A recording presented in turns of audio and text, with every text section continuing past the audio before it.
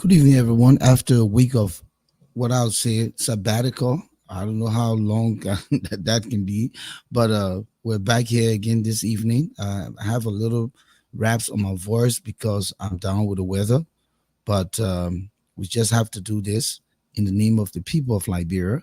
And so we're back here again tonight. We want to welcome all of you wherever you are to our broadcast here this evening. We're here at 7 p.m. Of course, usually 8:30 will be the end cutoff time, and we might likely go a little above based on the conversation and your insatiable quest for more information. Let me quickly put this stuff up here. Good. Okay, I'm all set. So again, thank you for joining us.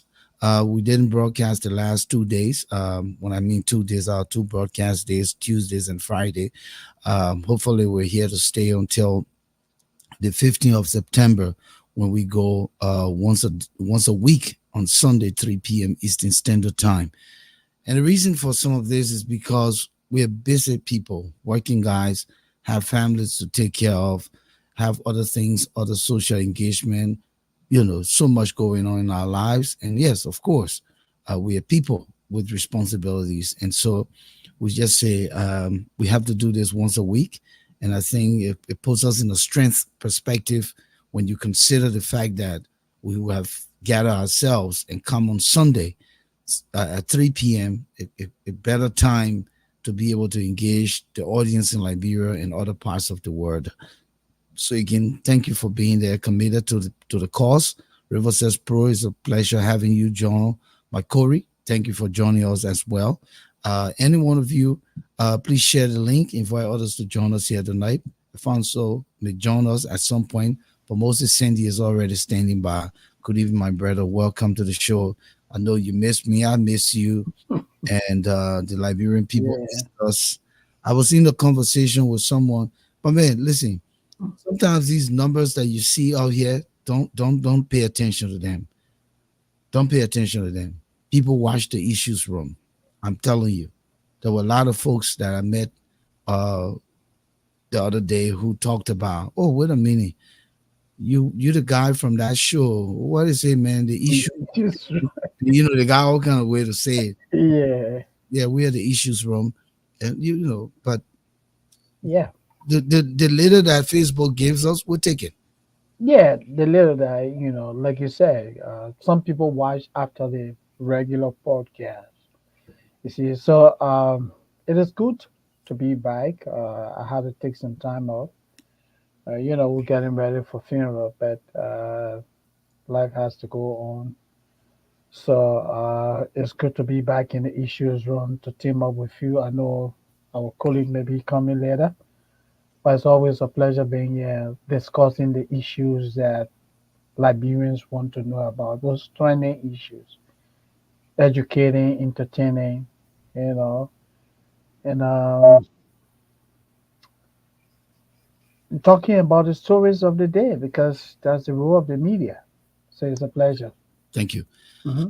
Thank you, BCTV, all the way in Buchanan. I'm not sure if you guys are broadcasting at this time, but if you can carry us as a Yeah, snippet for the people out there in Buchanan and its environs, I appreciate it, Mr. Joe Hutchison. Of course, we have to catch up to discuss some of the things that we talked about. Um, but it's good that you can join us from Buchanan, Grand Bassa County. And again, as I said, River Says Pro, uh, is able to catch up with us tonight. John McCory in Kenya is able to catch up tonight. Please share the link. Please rather invite others to join us here tonight. But Moses, we, yeah, we had a little conversation this morning. We were looking at, the challenges of our country and those challenges that are so existential to the point that it might likely impede the rebuilding process because if not much being done, or if little is done, or if nothing's done, then we're just in the place of being doomed, like you've referenced before, hmm, place of being in peril, like you said. yeah, So there's a lot of things that we have to consider to change the trend of our country and to put it back on the map. Some of the things we looked at as challenges: um, corruption, bad governance, greed, the failure to adhere to the rule of law, drug and crime infested communities, thousands of at-risk youth, those young people who should be uh, the successors to the current generation, are in peril, put it that way. A high illiteracy rate and the lack of reconciliation and unity. Everything now is so politicized to the point that when people want to say something, they have to be politically correct. Uh, and everything we discuss today is politics. The church is discussing politics. The schools are discussing politics. The marketers, the Yana boys. When you and I were growing up and going to school, we're not talking politics. We're talking about what we wanted to be, how we were going to move, into becoming model citizens in our communities, in our country, contribute back. But that's not the case. People waste hours and hours sitting at Hatay places, calling it intellectual forum, Intellectual for all these places, and just talk politics, taking the country nowhere. These are the challenges we're faced with, my brother. What do you, significant challenges. what do you say? And we before we get to it, let's look at Liberia that you knew, Liberia that I knew, and where Liberia is now in this damaged and so somehow rotten state that it's going to take a lot to get us back. So let's look at the good old Liberia first before we talk about these existential threats. And I call them threats. Oh yeah, they are significant threats. Yeah, Significant threats. country forward. Yeah. You know, Volcano, yeah, 100% right. When I do a reflection of the Liberia that you and I grew up in, and other people who are even older than us, it's not a Liberia today. When we were in grade school, um, living Tumpo Village, Connellsville, and other places, we kind of our parents had homes with plain windows. You didn't see homes barricaded as you have now. And the plain window with they call it hash With the house, yeah, and my mom will sleep with our windows open. open. Yeah, That's the kind of Liberia.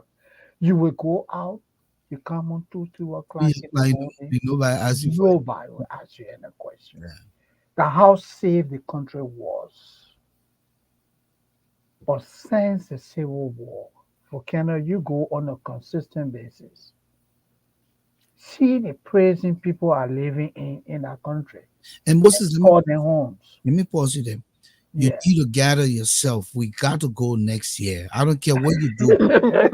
You will be under my No, no, it's uncles. yeah. Yeah. You will be under my arm, and I will carry. Okay, we We got gotta go. We gotta go. we got to go. Yeah, we gotta go. Promise Yeah, me. yeah. Promise me. I problem too. We gotta go. We got to Yeah, go. but there, we gotta go see the terrain. There are a couple of I gotta reasons take you, why. man. I gotta take you. Yeah, there are a couple of reasons why we're taking precaution.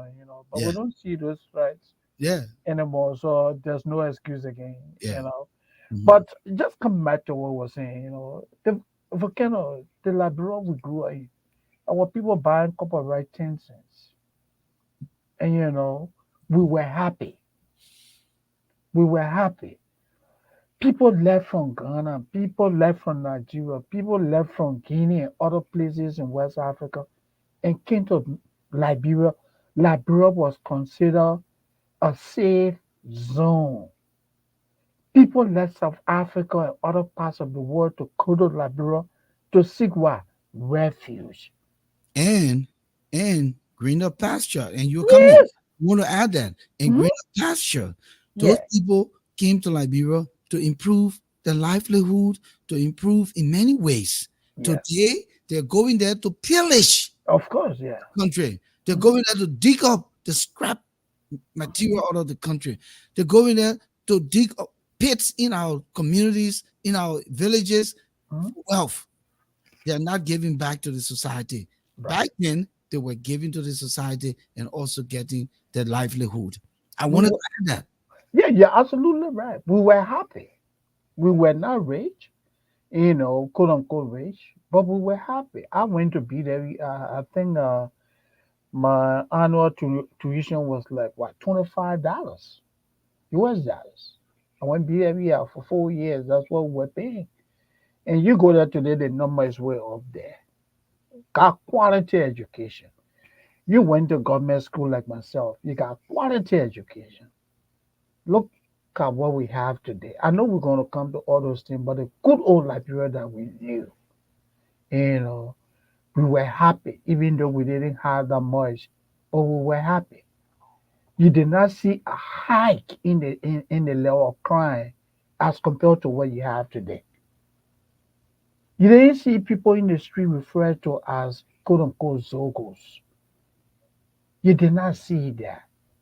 We were living happily until the Civil War came and everything just fell apart.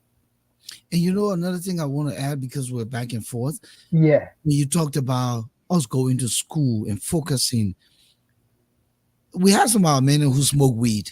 Yeah. They used to hard to smoke the weed, Hmm. right? Hmm. And those men who smoke weed, they still had to come to class Hmm. and they had to come to school their grades. Yes. They didn't abandon the future. It was just a behavior they picked up. Hmm. But on like today in Liberia, where it has become a way of life, Hmm. a way of life. More than 1 million young people don't want to do anything about school. They just want to get high, get dry, and just language. Hmm. So I just wanted to add that. No, you're absolutely right. So We had there's no role model for them. no. Because we were role models to each other. Moses Sandy, you in class, you know you want your man to score more. No, my man. Everybody's studying Gotta to be in get that that top, grade. Yeah, you got to make that grade. Yeah, gotta be in that top tier. you got to be there. So the motivation was that even if you smoke your little weed or whatever, or you went with your man or you drank your Guinness, or you will come to class and you will fight to score your grades. It So was not prevalent as yeah, we have the today. man, your friends and you and all of you were together in this joining. Today, Yeah, it's not like that. it's not like that. We were happy. We were happy. We had systems that were functional. The road network in the country. Those days, people could travel to Lofa, people could travel to Grand Jide. They had this public work ministry with substations in other counties. But if I were call rural development, Rural development, they had substations around the country, and everything you have was public on works, post. Yes, and you had and they rural had rural development. Yeah, because there used to be action for development and progress. yes, yes. All those institutions were functional. Can you imagine? We had so many teachers from Ghana. Liberia was considered a mini, America. America in West Africa. Ghanaians were coming in the numbers. And today, where do Liberians go for vacation? Ghana. But you know, interestingly, Moses, let me add that. And Yeah, you know why Ghanaians were coming in the number? no, Because they had their own downturn. of course. They were struggling, but we opened our doors. We never did them bad. No, Look at what they've done to us. yeah, we accommodated them. We accommodated them. Yeah, people were coming and You know, everything was okay. The people were coming, they were earning US dollars, feeding themselves back, just as we do here, remitting money home to the people. You and I, we know our phones are constantly, off the hook. and another thing I even want to add in our Yeah, University of Liberia. Do you yeah, know how many foreigners graduated from LU? I had a yearbook from yeah, back in the day in the 60s. A lot of Nigerians, yeah, graduate, yeah. guys from Zimbabwe, South Mhm. Africa, Yes. came to Liberia and educated. Mhm. In fact, it's not a hearsay and it's not a day. No, I mean, it was open. Alpha, what a guy named Alpha Conde. The former president, No, what a guy named. Yeah, Alpha. What the guy? What the man last name? Is it Yeah, Alpha? but we had. No, that's the musician from the Africa Coast. Oh, yeah, yeah, yeah. I think Yeah, Alpha Conde. Yeah, yeah, Alpha Alpha Conde. Conde, Yeah, right? yeah. The musician. He Yeah, did Kogo di Rock, yeah. and yeah, this guy was living in Jalatown and Oh, went to LU for 1 year. yeah. He Mhm. went to the University of Liberia. Yeah. You still remember those days when we used to go to Providence, Harlem. Man, when they say July 26th celebration or they have this weekend, talent shows, my man, we going out, we hanging out at the EJ Rock. The country was safe. Not only that the country was safe. How about the LPA? So Yes. parents were not left stranded. Hmm. President Tubman put in the LPA that is like the credit system we have here in America, Yeah. right?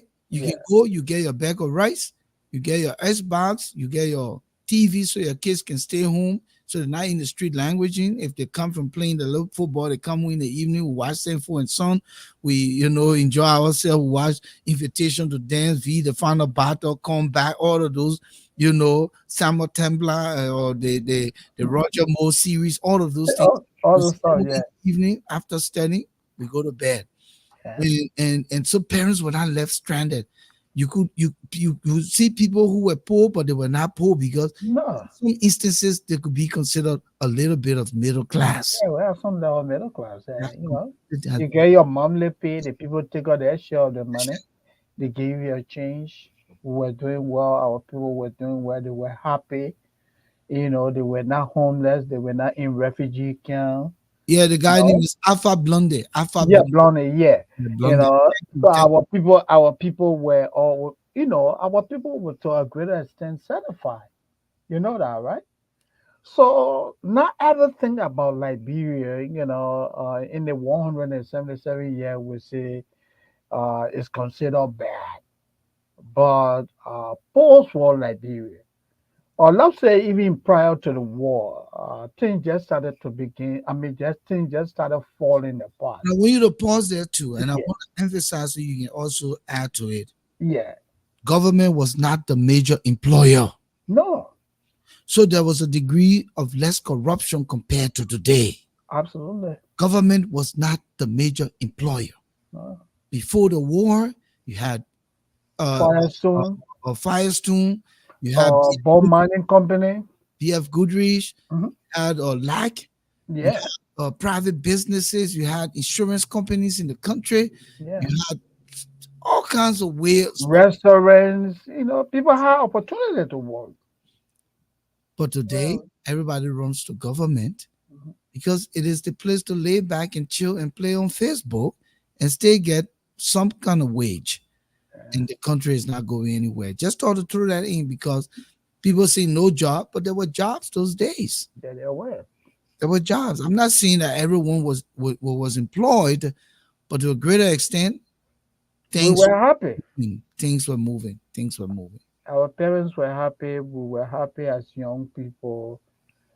We did not see the level of crime that we see today. We never had a prison system that was overpopulated. Today, you have a prison system, especially the Monrovia Central Prison. I'm told that prison was built for 300 persons. Today, you have almost 2,000 persons there. But let's talk about all good thing. The country Mhm. was not dirty. No, I mean the streets were clean. Clean. The broad street that we used to go to, The you commu- go to even see. yeah, man, every morning we had to wake up to go haul water. Yeah, No to the way, yeah. feed the yard because those days you have to have your fruits in your yard. Hmm. We had every fruit you can think about because they come in handy.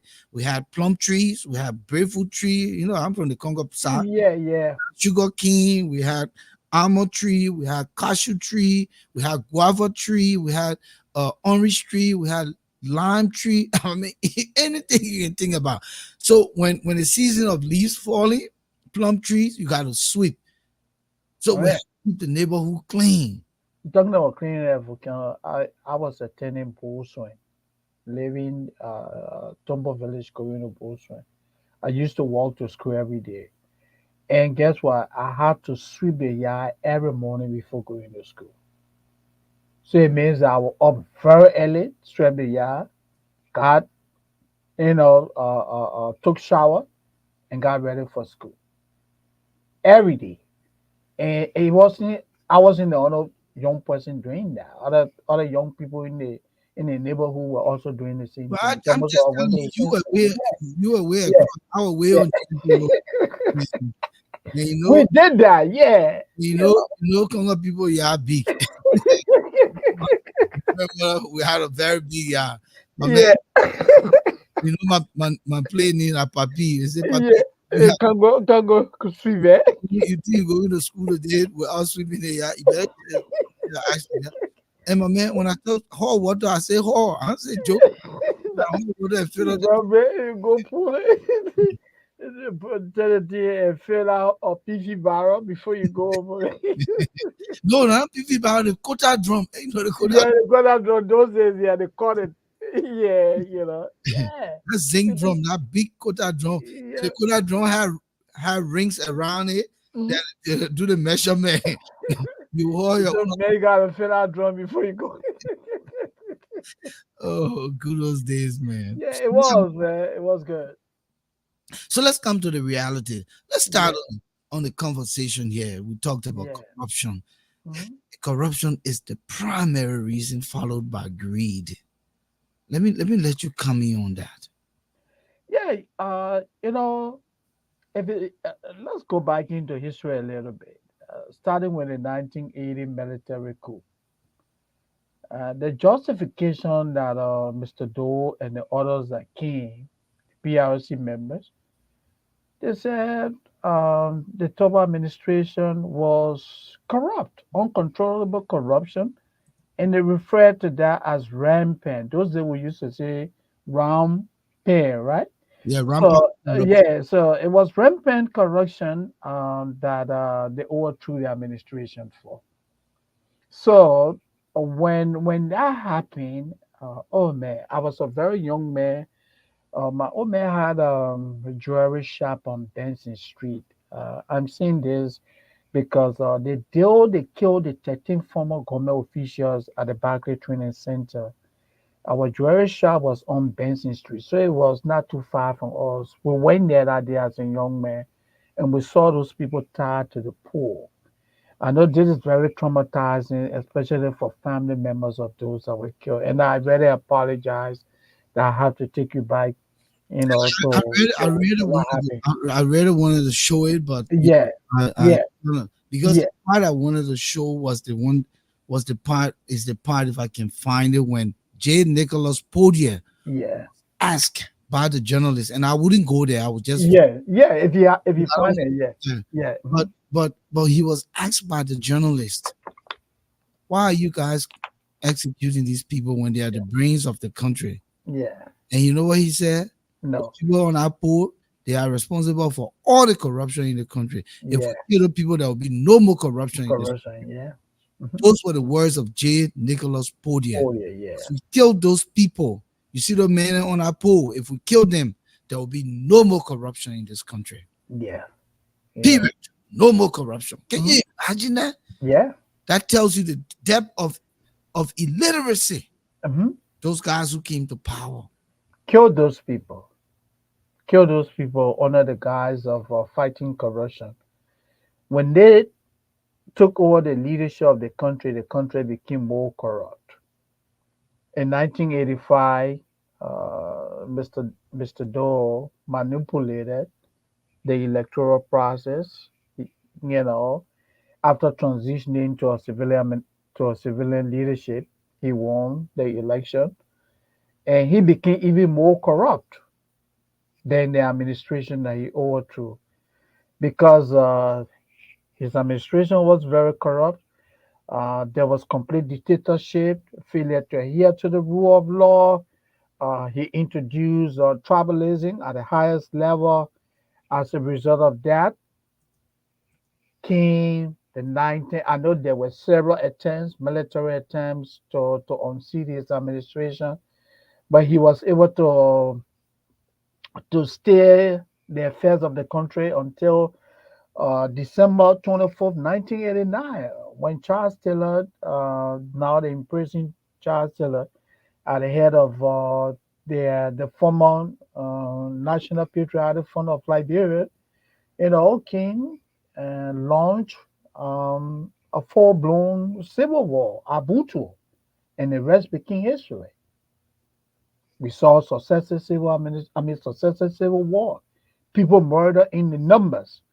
The data out there is that what more than 250,000 I, people died. I said I don't want to believe that. It could even be more than yeah, that. 500,000 people, more than half a million. Yeah, a lot of people died, properties destroyed, people displaced around the world, and some of those people today don't even know a country called Liberia. Some of them, when they had children in other parts of the world, they have never gone back, and the same problem persists.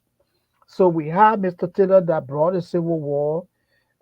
We have zero warring factions that later evolved. We had over 14 years of civil war, and when Mr. Taylor became president, he also became what, a tyrant. Mr. Taylor also became greedy.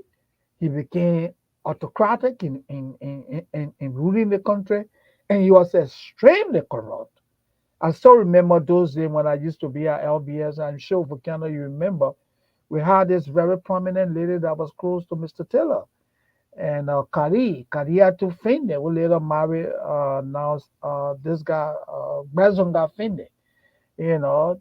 What was then every evening, Kari went to institutions of government where funds were raised, and she literally put them in your bags and took them to the residence of Mr. Taylor. So Mr. Taylor ran a government that was never accountable. It took the United States, it took other people to get Mr. Taylor out of the country.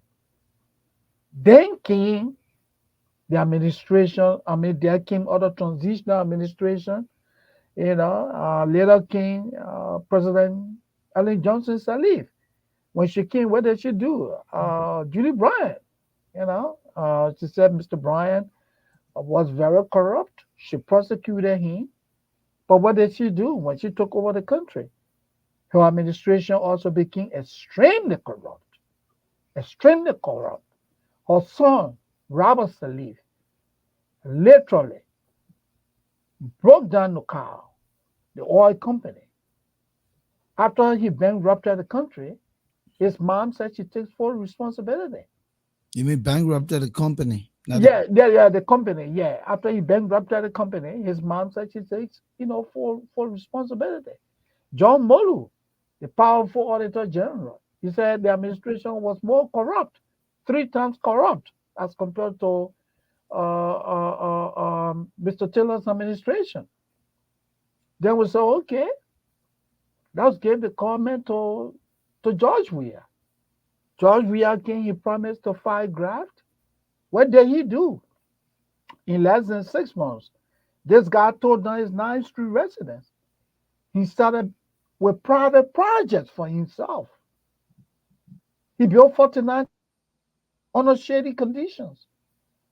In the history of the country, his administration has the highest list of former officials on U.S. sanction list because of what? Bad governance, corruption, greed, and the list goes on. Today, we have the Joseph Walker administration. so what is happening right now? Moses signal is going bad. I don't know because he got to George Weah. um, but yeah, so as we're talking about the good old days of Liberia, and while Moses is trying to get himself reconnected, I will leave that part that he already was talking about and go back to the good old days of Liberia. At least we had a postal system. We had a postal system. I remember those days of pen pal. How many of you know pen pal? You can write somebody anywhere in the world. It may take a little bit, but you will get your mail. We have mail stations around the country. Right in Painesville, for the whole Painesville area, in my neighborhood, we had the post office right next to the Painesville Community High School. at the time. Yes, right there, um, in front of Joba, Pinsville, Joba. So I live on GSA Road. I could come to Pinsville, Joba, to collect my mail, or other places. So yes, we had all of those things in place, but mostly I just wanted to kind of No, it's little yeah. bit. Thank you. I don't know what We was didn't, happening. we didn't mention the mailing system. Yeah, So one other thing that I wanted to throw, yeah, yeah. Talk about that. I don't Yeah, know how many of my men in here tonight, and those of you who watching remember those days when crowd boys and growing up, you wearing your older ball, your patent shoes, and you get a Jet magazine, yes, you know, yeah. Those days, the Jet magazine, man, The big Jet boy. magazine, the great Jet magazine, Yeah, and you learn about the stars. So you're relevant. You can go out there among your man, and then when talent show comes, you big boy. yeah. The top magazines. If you had like a Time magazine like Bureau those days, they see you different, you know. And we didn't buy those magazines because they were not locally sold. But when No, friends come in those days, Moses, let me add this in. I have friends who will come to America on Friday and return on Sunday and go to school Monday morning. wow. Moses D. Sandy. There were people in Liberia. Yeah. Family could come to America on Friday, Mhm. come in, arrive same day, Mhm. do all the shopping on Saturday, And get back on a get plane. back on the plane on Sunday, get back, Monday the next in school. and the kids are back in brand new sneakers and sports stuff back to school. Yeah, that's the I am Liberia. telling you Yeah. true story. If No, any, I mean you got no reason to, but it happened. It happened those I'm days. sure Emmanuel Jackson can attest to that. You know, Panam was in and out And of the country. Yeah, British Caledonia, yeah. The guys were in and out. British Caledonia, those were the days. Mhm. Those were the days. Why you think I don't like Ellen Johnson Sirleaf? And let her get vexed with me. I don't like her because of what she did. When I'm not saying like now as a human being, Yeah, by the way she ran the it's country. leader our country, my man. Mhm. You have the biggest peacekeeping troop in the world. You have all of the connections in the world, and you don't bring back the good old days, and you run the country like some kind of mess, and then you give it to another man who just turned it into rotting banana. Talk so, man. Come on, Ellie. You knew better. Of course. Just like Charles Taylor is regretting his jail, saying that the greatest mistake he made was not to make peace with America, respect them, humble himself. What do you regret, Ellie? Do you regret not giving us back the Liberia that we, the young boys, knew before 1990? Do you regret that? Because here, Rwanda has returned the good old days Oh to the yeah. The Rwanda that we knew, and Rwanda is even better now of than the course. good old days. So what did you do for us as Liberian Ellen Johnson Sirleaf? Nothing. Nothing. You had everything to restore our country. Look, when I lie in the night on my bed, Moses, I look at the ceiling and I gnash my teeth and I say, how did our country end up this way? The thing hurts me so bad, Moses. Yeah. It's not There's nothing painful than to think about where Liberia was and where Liberia is today. There's nothing so painful. If you are a patriot, if you are a patriotic Liberian, you will gnash your teeth. You will feel so bad. Give you a chance, brother. no, I mean you're absolutely right.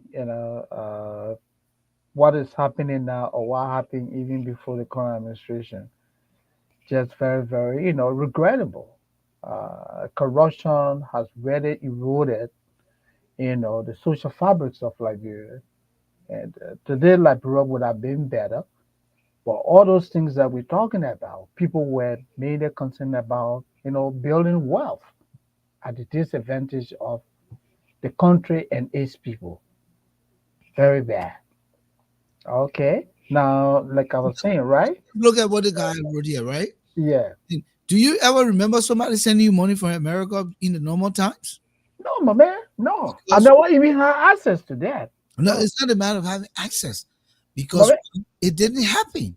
people are not worried about that. That's what I'm People saying. could fend for themselves. Right, right. We Yeah. talked about it. Government on our Yeah. own side, Yeah. people could fend for themselves. There were systems in place that people could do the LPA and take care of themselves. Remember those days we used This to do vacation job and all. this war just made Liberians dependent, and the very people who created the war, including the Ellie and the Charles Taylor, they didn't put no mechanisms in place to build the people capacity. No. Liberia That's is a dependent society on the diaspora. If anybody tells you anything ordinary, they are a fool. Liberia is a dependent society on the diaspora. I said it.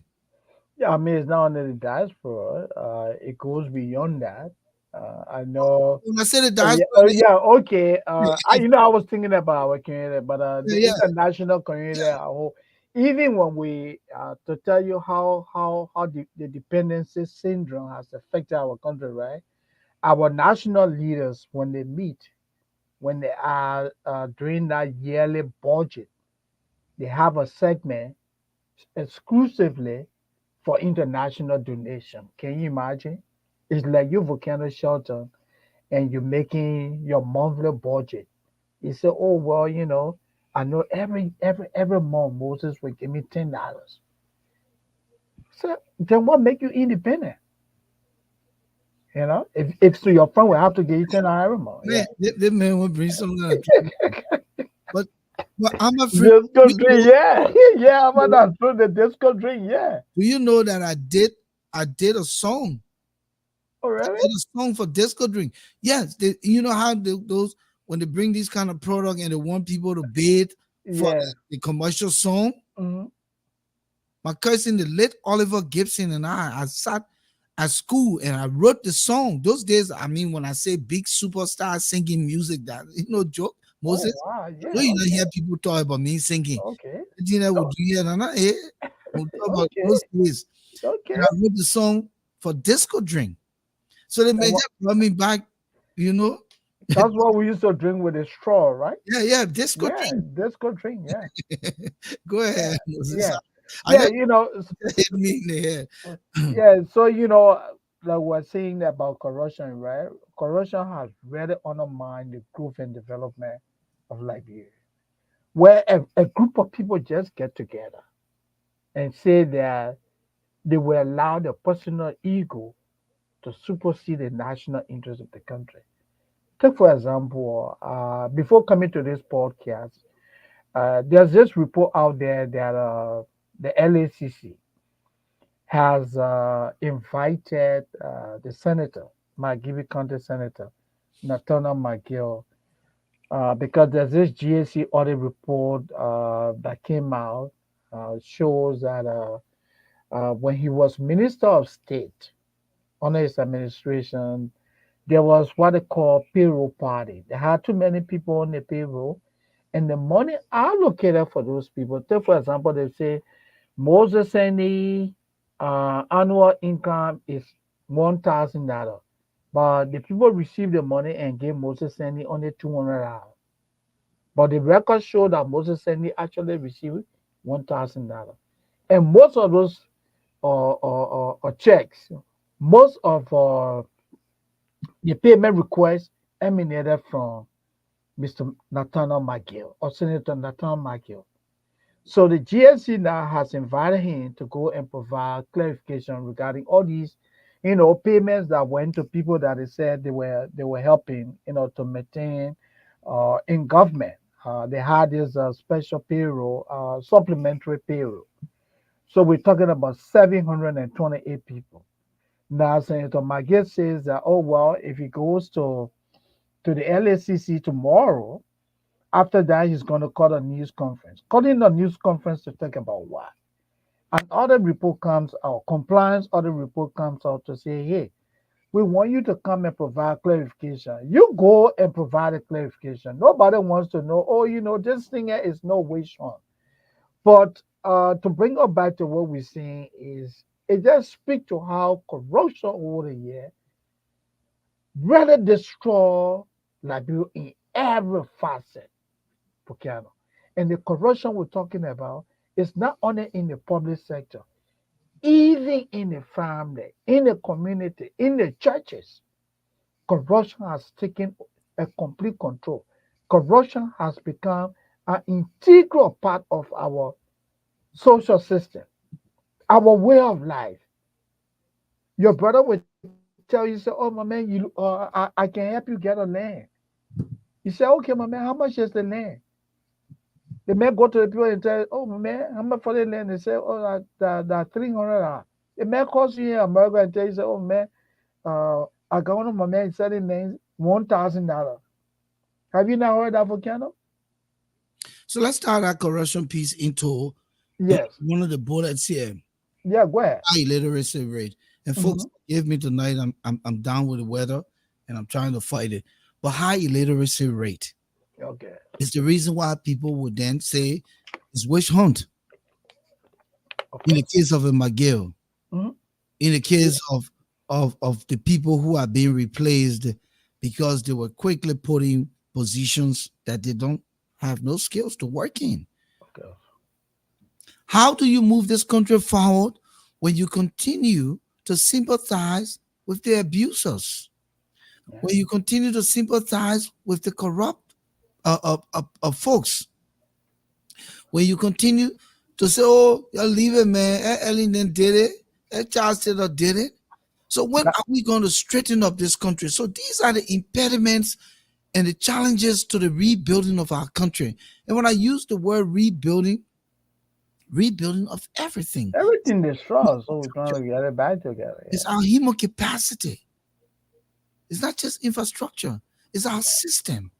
It's not just infrastructure because people think the word build means infrastructure. No, No it means to put systems in place. systems in place, right?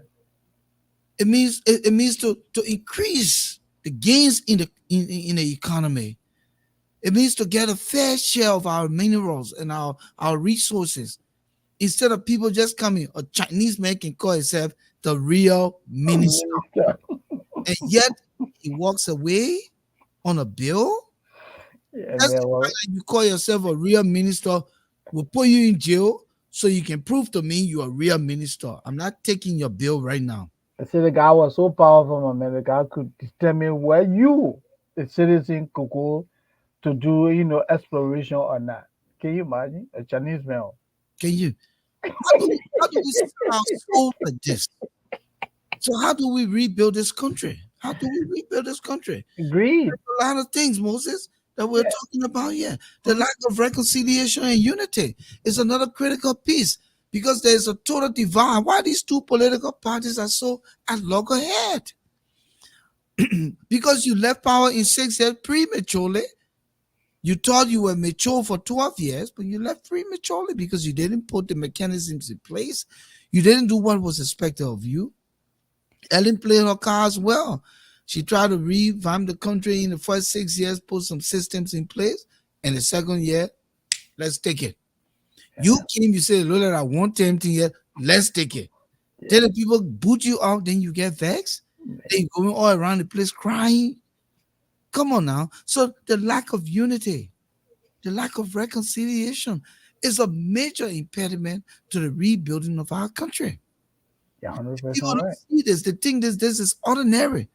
This is not ordinary. When a government is trying to act on the principles of good governance to get away with impunity, to ensure that people are held accountable, or because they're from the other side. So Yeah. let me make this analogy. So Moses Sandy, and to all of you listening tonight and who will watch this podcast down the road, there's something that I want to show here that I think is critical. And I don't know why it left the page. Let me reload and see because it's been sitting there maybe too long. Great. Okay. I have it here and I want to post it and read it because we're trying to make a case here tonight, Moses. Yeah. Okay, we're trying to make a case here.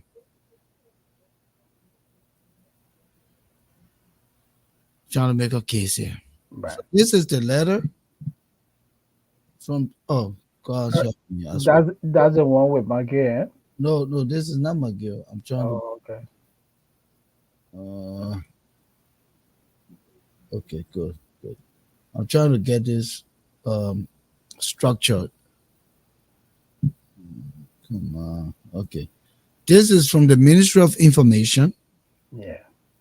and this is President Bouaga sets up committee to reconstitute the leadership of the Office of War and Economic Crimes Court. So this is a president who is listening. You remember he appointed a guy called Jonathan Mm, Asekwe yes. to head the War and Mhm. Economic Crimes Court. Commission. I call it Hmm. commission. I won't call it court, but Yeah. commission. All right. Yeah. Hmm. And there were optics, there were noise, there were for and against. And apparently the president saw that the against was more. So what did he do? He rescinded, His decision. has to go the right way. Yeah. Everyone said you needed to go through the process of civil society and all other institutions to determine. So what did it do? It says here the president has constituted a committee to vet and recruit candidates for the post of executive director of the Office for the Establishment of War and Economic Crimes Court. The office was established under Executive Order 131 to put in place the modalities and mechanisms to ensure that the creation of a special war crimes court for Liberia and an anti-corruption court.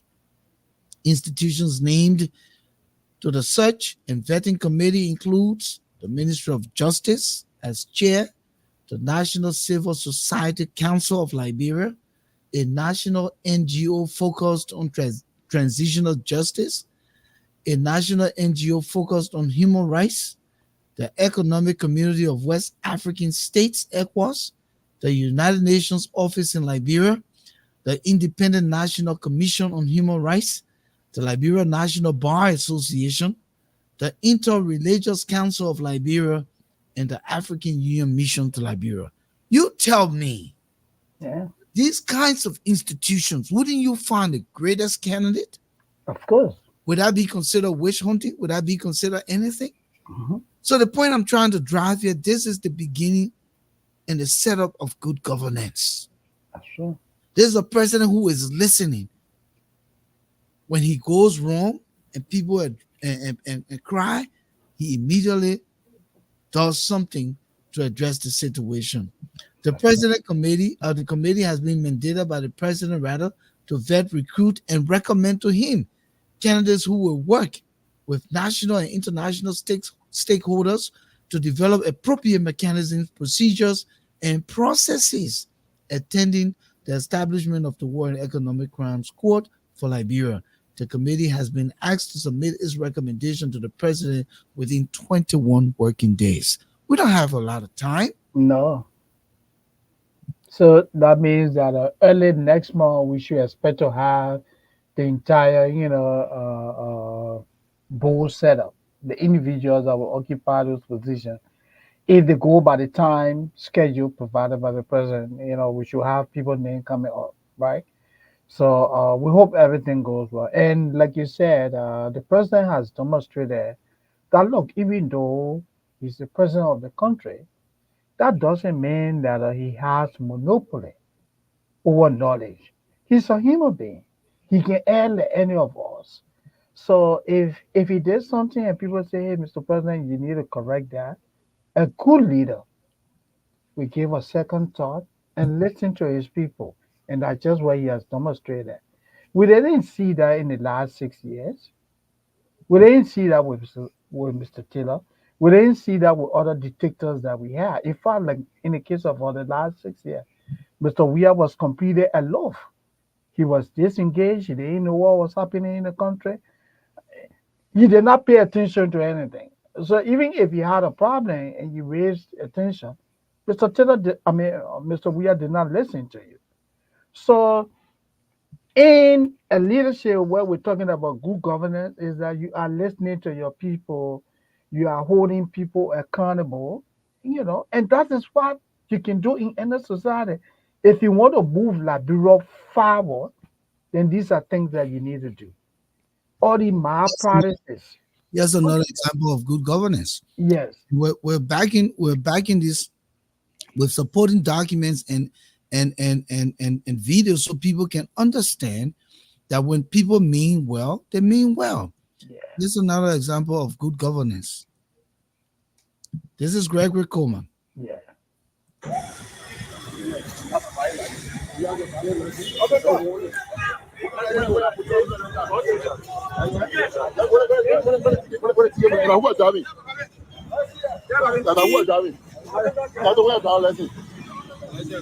The lesson expire. You know how big? You give it other drive the car to the building. You keep money, you go to register the car. Then it's all let's see quick number. Yeah, my friend, yeah, what I register. You did register, that's what the document when you look at it. Now, buy your report, you have to see people there who don't even want to go out with the law. Where ring? Yeah? Inspector, you are who inspector? Inspector of police. And you I will all valid driver's license. That is, but you have license, maybe license expire if you drive here. If you put somebody on the rear judgment, if you put somebody on the expired license, you take the explanation. You don't be not bullshit. Go in for your own car. Now you take the ticket. And I think you take that my other ticket. That's an example of good governance. Yes. That's an example of holding people accountable. That's an example of telling people we want to move this country forward. Hmm. That's it. Did you see that in the last 6 years? How can you be an inspector?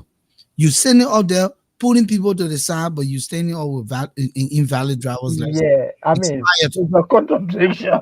expired driver's license.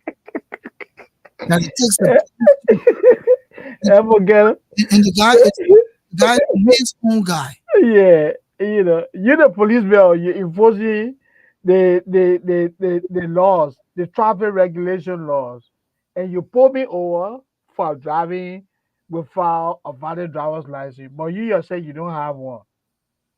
You see that? Yeah. I mean, that was absolute leadership that I got demonstrated. But the last 6 years, did we ever see that in Liberia?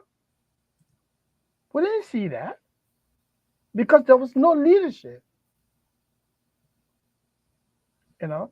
So Mhm. if Liberia is to move forward, we want a system that will hold people accountable. We So, want us, so, yeah, so that brings us to one of the bullets here: the lack of the rule of law. yeah, Moses, yes, yes, a man who is an inspector of police, but he's not following the rule of law. no, It takes his overall boss to come in the field yeah. to hold him accountable. Mhm. Now, somebody's asking, yeah, $50 ticket. I'm a friend. Yeah, $50. That's a lot of money. The USO, the not That, LDO, that, yeah, yes, that's a chunk of that boss salary. yeah. My man, the They say, average police officer makes about $150. so the man gotta go. The man gotta go and find his own car.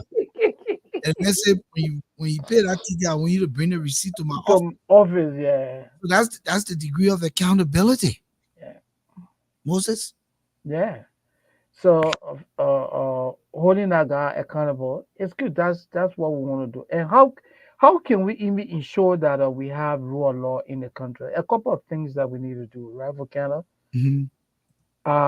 Studies are showing that our judicial system, the judges, the lawyers, people working, in law enforcement, these individuals are underpaid, are extremely corrupt. You go to courts, most judges, if you are not financially, if you are not in a better financial position, Volcano, you just can't get justice. Studies, even human rights report, U.S. human rights reports have drawn the integrity of our criminal justice system into question because lawyers, judges, basically, dispensing justice to individuals who have, deep pockets.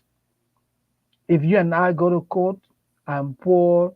You come from America. You can easily win a case against me because I don't have money to bribe people. Oh no, no, You that's see? true. You come from America with suffer the EU. So the No. man using to spend. I beg you, who don't you spare you are you from America? No, yeah, but I think I tell you the way your man, yeah, Eh, you know. what? So me a poor man, they was not eat me because I ain't get nothing to get it. You not coming from America. You say, man, I'm a Yankee, mo. Yeah, that So man. something that's going to be $2. They will say, man, at $25. So so they will eat your money. You go to court, the judges are asking you to bribe them, the lawyers are asking you to bribe them. Even if someone commits a crime, you take the man to the police depot. Then the people at the depot say, oh, my man, you got to feed a man. You get a man to central prison, they say you have to feed a man. Where do you get money from to feed prisoner? I'm the victim. Then I have to raise money again to feed somebody. It means that there's problem with rule of law. Our criminal justice system, we need to fund it. Did I tell you a story? I don't know Great. the story. So the woman went to the police station Yeah, to complain. yeah, And they went to the police station. The police sent somebody with a woman to go to the crime scene. yeah, It's the resident. hmm, The two people are making fuss, the renter and the landlord, the yeah, landlady. yeah, So when they got there, the landlady sitting down. So the police came and said, Ma, I came to carry you to the police station. The woman said, but for wedding, he said the woman complained and you know the culture, he's got to go with me. So he said, but anyway, let me go put my clothes, let me take by and put my clothes on. yeah, So you drinking anything? yeah. He said, yeah, I can drink water. So instead of sending water, they brought 2 bottles of beer. And give it to you. Policeman said not drinking a beer. You people. Went in the house, took the back door and left.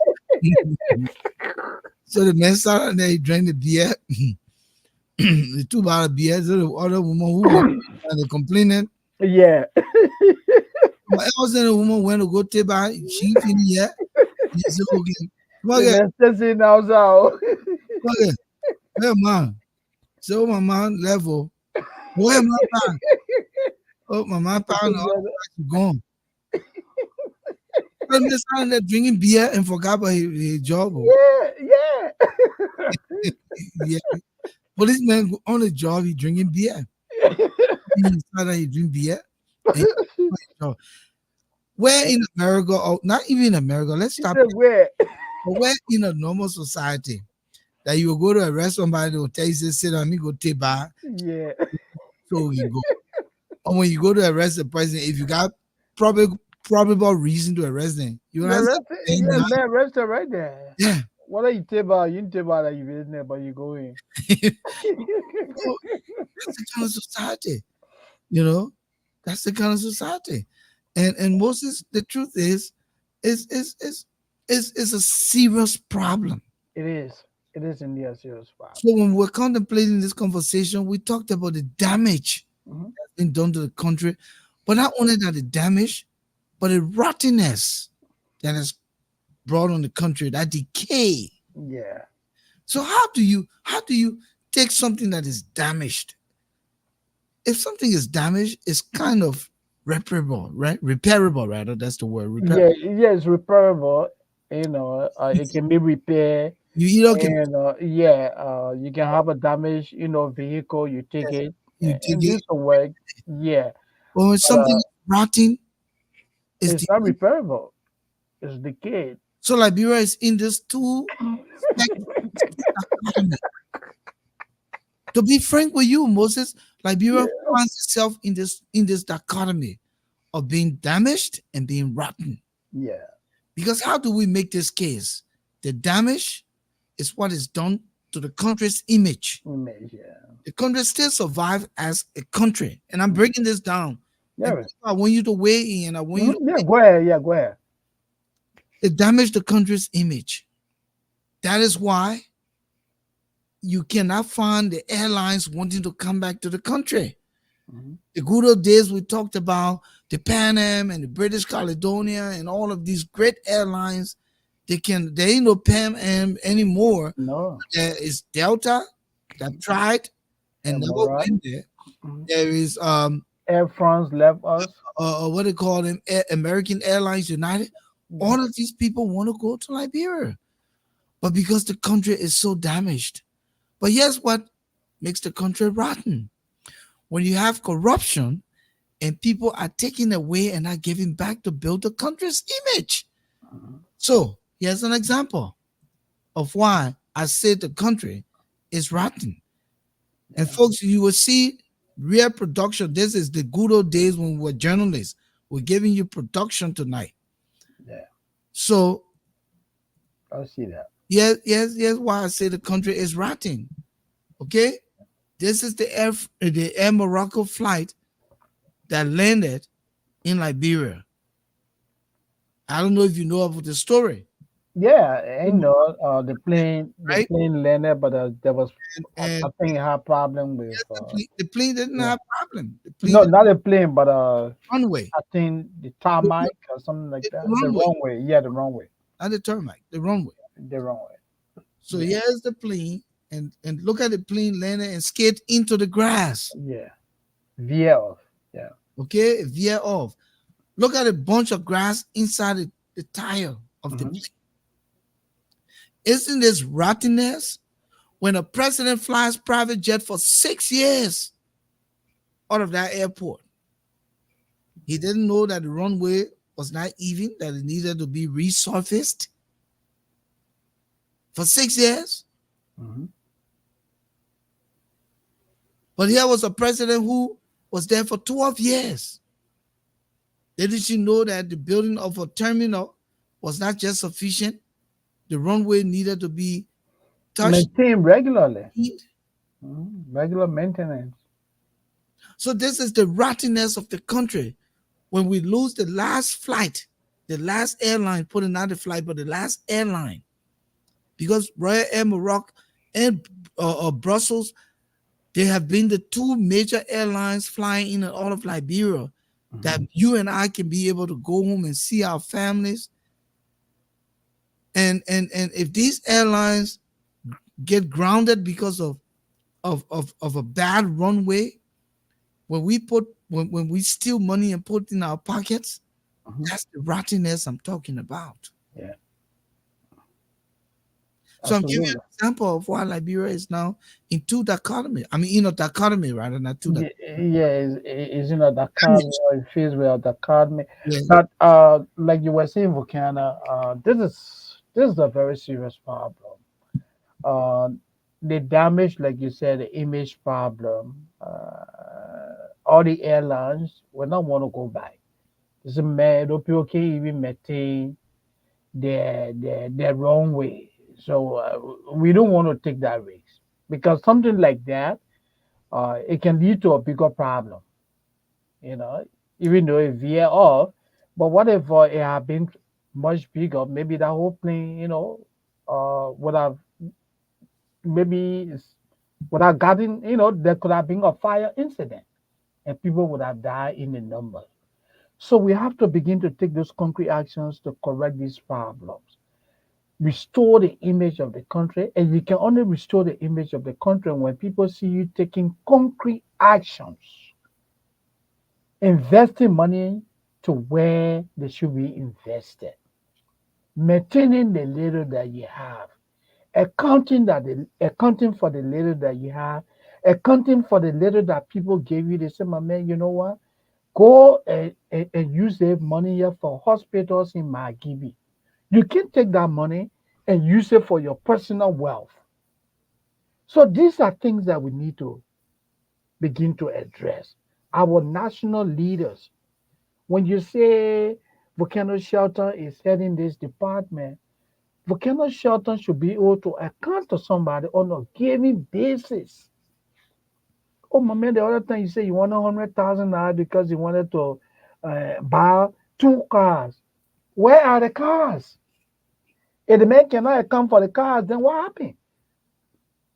Dismiss the man. But Then the look man at go the to the example. authority. We were watching Spoon not too long. Yeah, One of the examples of why McGill is being called yeah. 400,000 plus for your consulting fees, but you spent 2 point something million.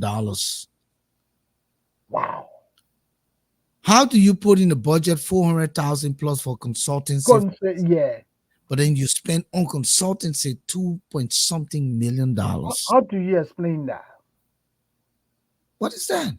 That's the Yeah. rottenness of a country. That's the rottenness of a system. That's the lack of accountability. Greed. That's the thing that we need to address. People need to be nationalistic, and the people in authority need to supervise and hold people accountable. And I don't think that is happening in Volcano. And let me just go to intermission. We'll come back because I Yeah, sure. want to touch on Samuel Jackson with Yeah, with this with this yeah. My guilt situation. because he's being duplicitous. Yeah, Yeah, let's remind folks you're in the issues room here. Tonight is our 255th broadcast. We didn't broadcast last week based on personal engagements. It was just difficult to meet up with you guys. But anyway, we're here on Tuesdays and Fridays until September 15th when we go one day a week, Sunday at 3 p.m. As you can see on the screen, is rolling. And so just to remind you that we'll be going one day a week. It's unfortunate we have to do this, but we're working men, we're family men, we are obligated to other things, and because of our love for country, we still want to be a part of the discourse, and we want to discuss Liberia and put for our own position, and to kind of help you, help others, and help ourselves hopefully discuss these things that can change our country. And so we'd like to encourage you and thank you for your time with us over the last 3 years. Will be 3 years on September 14th. And we say thank you to all of you, Shaggy McCaffey, Flomo Livingstone, BCTV, Buchanan, who is Mr. Joe Hutchison. We say thank you to Godwin We Adore. Thank you to our man Thomas Awaji, Emmanuel Jackson, Amma Freeman, to Fergie Monyu, to Rivers S. Pro, to Hashim Fambule, to Tony and Brooks, Raymond Clark. I mean, just all of you wonderful people who I can't call everyone name because we're just at intermission. But I say thank you for your time, John McCory, all the way from Kenya, and all of you who've joined us over the years to support this platform. We don't have the money called Gloria Voga Mobile. Thank you for your time. But again, we have to do it on Sunday because it provides us, the opportunity to come to you full throttle, like they say, full throttle, and we don't want to compromise on that. So again, thank you so much. We're here tonight on our 255th broadcast. We're talking about the challenges of Liberia to its recovery, to its yeah. rebuilding. And we talked about some of those critical things: corruption, greed, the lack of adhering to the rule of The law, rule of law. illiteracy, the high Illiteracy. rate, at-risk youth, who we refer to as Zogos in Liberia. We're talking about the lack of reconciliation and unity that continue to divide us. Everything is politicking in Liberia. Just so much, and we're looking at some of those factors as Liberia being damaged and rotting in a dichotomy of infrastructure, image, but at the same time, the system that's supposed to change the trajectory of the country remains rotten. Moses, so we're back. Let's We need, continue this we, conversation. yeah, like I was saying, if we are to make a comeback, it's really a messy situation. And sometimes when I sit back and I see all these things happening, I tell people, I say, look, the Liberia that we look forward to, you and I may not be able to see that Liberia. I'm not trying to say that we're going to die today or tomorrow, but the chances are very slim. Let We me have quickly remind, started. let me Yeah, quickly remind folks that we're opening the line now. So you can call in 404-272-2808, 404-272-2808. I'm going to post the number right now. It's posted on the screen. So you can call in and participate in the conversation. We'd like to hear from you, the Liberia that you knew before the war, the Liberia that is now, and what can you say to us tonight and to the audience that can change this situation? We'll look forward to hearing from you. A lot of you out there in the audience have some good perspectives you want to share. So please call. Continue, Moses. Yeah, so there are a couple of things that we need to do. We have a problem with high level of illiteracy. So you may have somebody doing something wrong, and the very people will come from the community. Take for example, like in the case of Charles Taylor. Can you imagine Liberians jubilating, singing "You came my, you came my pa, I will vote for you." This man brought a civil war that destroyed the lives of people. And you say, oh, you came my ma, you came my pa, I will vote for you. You have a George Weah who literally looted the country. He spent over $50 million running campaign here and there. And he goes back to the very people in Town, the people in West Point, the people in Slipway, that his administration literally looted from, and put them back in the street and say, oh, if anything happened here, if anyone try to hold any of my former officials accountable, we will go after them. And you have these illiterate young men, who lack the ability. I'm not trying to put them down, but you have these people who lack the ability to do rational thinking, running behind this man and his people who literally rob them of their future. So we have to do a lot of investment into training, education, investing into our educational institution. It's very important, Volcano. It's very, very important. Because most of our people doing these things, they don't have the ability to do critical thinking.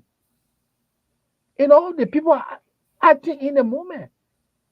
As far as man is concerned, you gave him $10, and that $10 is for the day he able to put food on the table. That's enough. The man is not saying, "Oh, why the man give me $10?" Oh, but what this man is acting for, he and his family going to benefit for the next 20 years.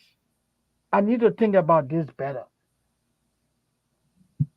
You know, people commit crime and people try to go after them. The very people come and say, "Oh, that witch hunt." So when are we going to fix our system? Because our intellect so low. I'm not trying to be condescending, my people. If I come across like that tonight, I apologize. But I think we just need to do a lot of work on education, education, education. So you strike a point, and that's why I'm about to bring this to you. Yeah, That's another clip, right? yeah. LBS has been blessed. The Chinese are coming in to build a multimedia facility, Okay, video and television, mm, brand new state of the art. okay. President Baga went there to uh, break grounds for this structure. Hmm. So um, here's the president. Okay, Hmm. listen to what he says here. You see, he's a very low speaker. Yeah. People are not doing. You see, people The, want to take job, but they're not taking the job and performing. If I were bringing President Barker to speak to my program, I'm going to make sure that the mic is loud, very sensitive very microphone he pick up needs. Yeah, everything. But yeah. nobody knows what they're doing, and that's the sad part. But listen to him. Many people call it man with cell Think, phone. See here that with the members of the House, the Senate, and the executive branch of government to say to the Liberians that Liberia, you can go tell it on a mountain, Liberia is on the move, and it's not going to stop. I pause it here. Yeah. Go tell it on the mountain. You know that song? Go tell it. Tell them on the mountain. Yeah, I still remember. Yeah. Jesus Christ is born. You remember that song, right? Yeah. He says, go tell it on the mountain that Liberia is making progress. Hmm.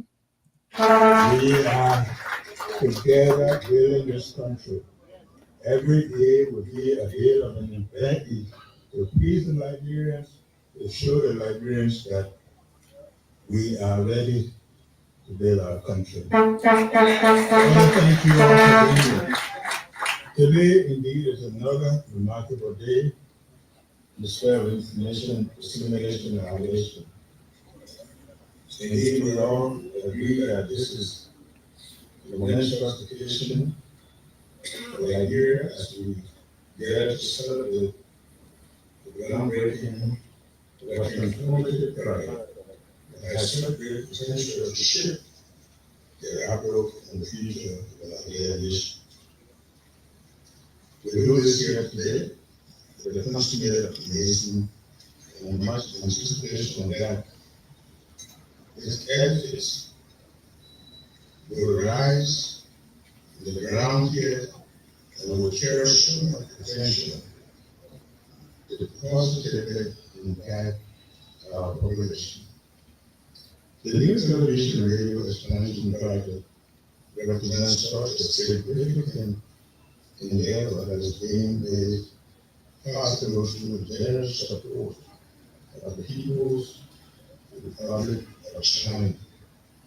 We are very, very highly grateful.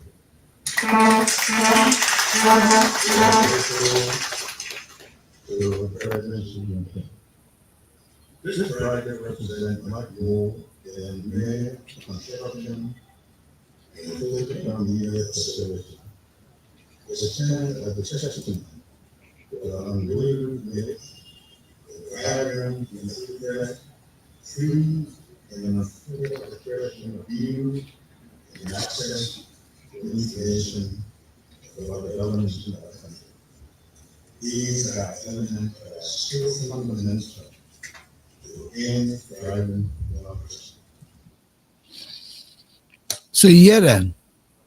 Yeah, It's not just the infrastructure, but the purpose is to disseminate information, and it's important to a thriving economy or democracy, whatever it is. yeah, it's essential. Yeah, Moses, let's take him quick. yeah, sure, go ahead. Oh, Okay.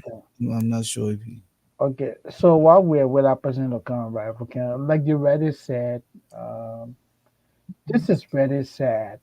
You have to listen to the president keenly for you to be able to hear what he really said at that event. Hmm? And this man went to speak to the state radio, the state media institution, and they had this kind of a terrible audio.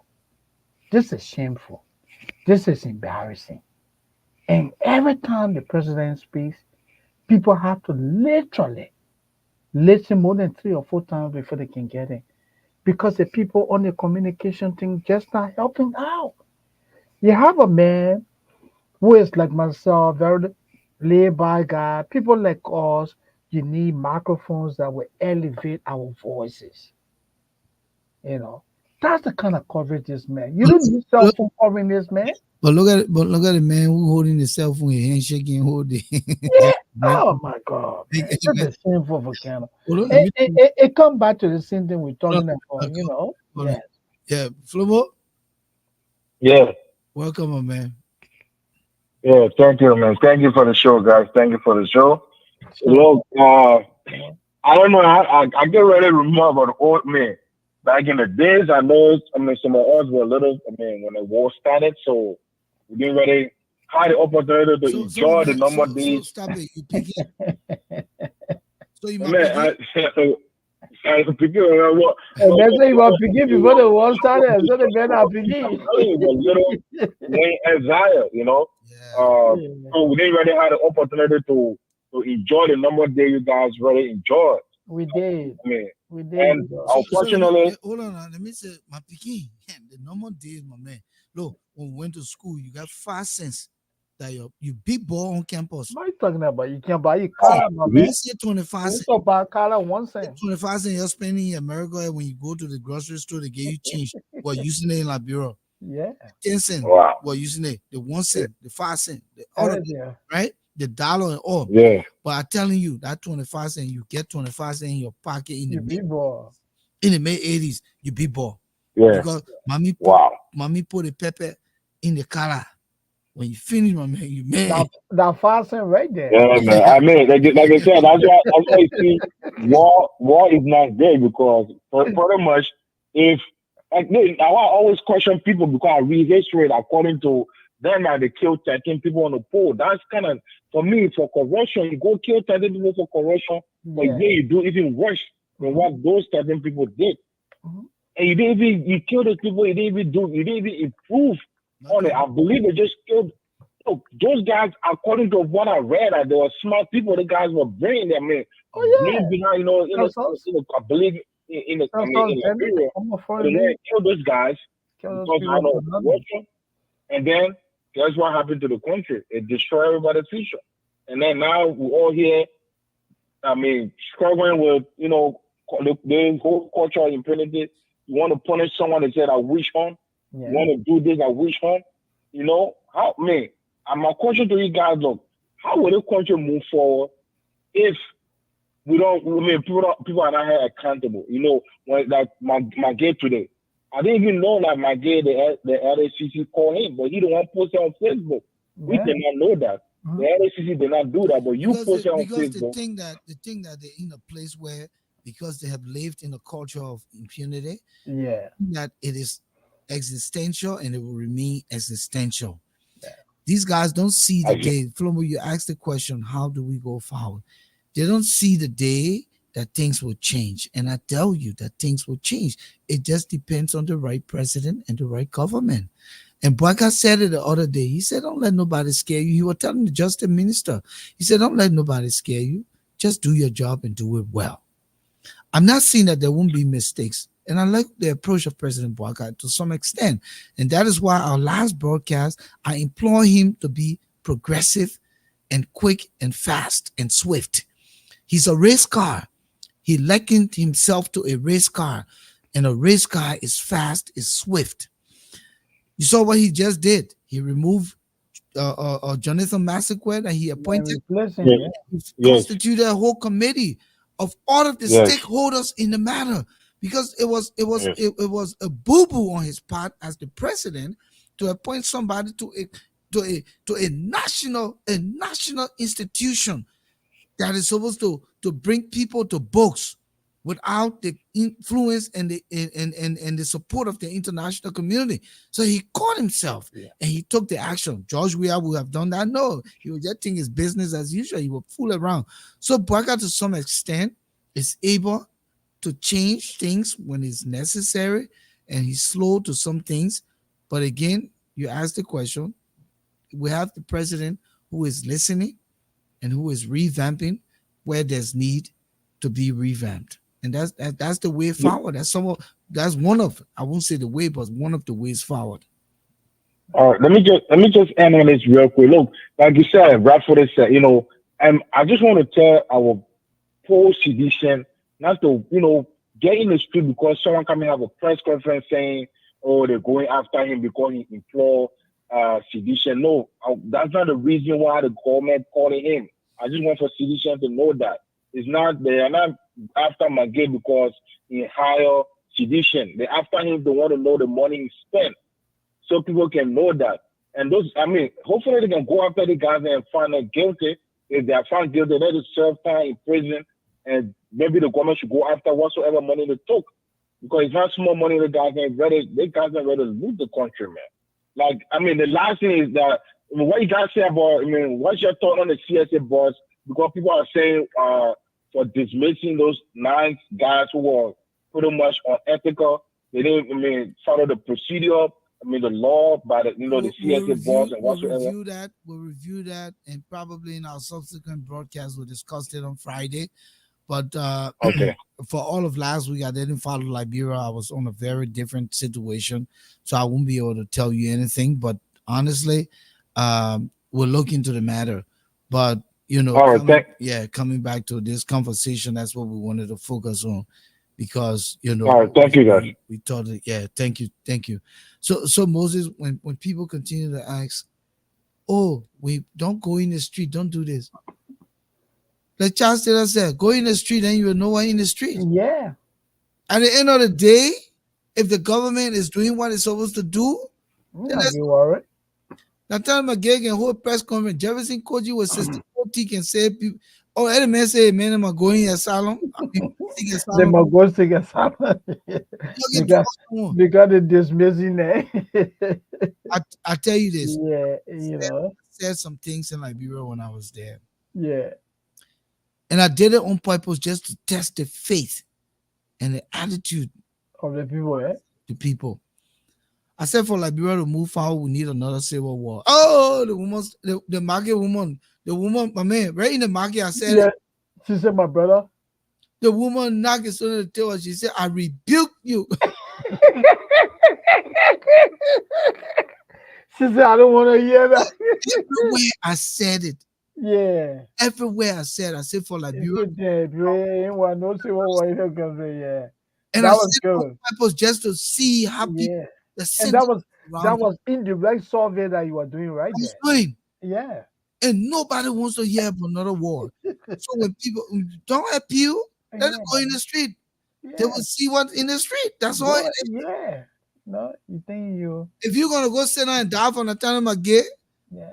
who built Mussolini for him mom, but you And think you you can't, live in West Point, you know. they're not your business. Yeah. You gotta go on the beach to The cook. Koji who confused, Mhm. ain't got no job. The hustle, he got to survive on it until they pray for 2029. Other than everybody now to the altar, 2029, 2029. Yeah, that's They the got your funny thing. business. Yeah. Let me tell you something, Moses. Age is nothing but a number, but it Mhm. comes so fast. And why I say this, when you set goals for yourself, you can achieve it within a time frame. Of course. And I'm speaking this to the Liberian people, the young people who will waste their time waiting for 2029 and become voters with nothing. You have 2024 at a midpoint. Maybe it's over with, but 2025, if you're a high school graduate and you enter the University of Liberia, there's a high probability that you will graduate at 2029. You have a bachelor's degree to make yourself marketable. If you are a ninth grader and you work hard right now, you graduate from high school. There were people who graduated from high school, never went to college, and they live a beautiful life. So I'm telling you now, don't wait for 2029 to be a voter. Wait for 2029 to be an employee, a decent employee, to earn your wage based on your competence and experience. Don't waste your time for 2029 for Nathaniel McGill to call you and give you $20 to vote for this person, or for George Weah to tell you, say, vote for me. This time I will change your life. Don't do that. The years are moving fast. You still have an opportunity to make yourself better so that you can be a relevant voice in 2029, so that you can get back something. So what's in it for you? You can have something in it for you. Than to sit here and run in the street and do zigway, and when they call you to the party headquarters, you go there, then you leave hungry. Then you're still looking on the horizon for 2029 when you can be developing yourself. Let me leave this before you come in, Moses. Yeah, go ahead. I'm educated. I'm not afraid to say I owe student loan in America. But yeah, I mean everybody do. When I'm making here is that if I left here, the loan doesn't follow me. Only thing I take is my The boy. Oh, no, I'm just saying this. Yeah, but you got his skill already. My brain, right? Yeah. I'm not saying this in a way to say, oh, I'm inactive payment. I'm doing that. Mhm, But I'm just giving you an example that the only thing you take with you is what you know in your head. That's it. When I'm traveling to Liberia, what do I carry? A suitcase of few clothes and few dollars in my pocket. That's it. I leave everything I own in America behind. God forbid if I don't come back, it's not mine.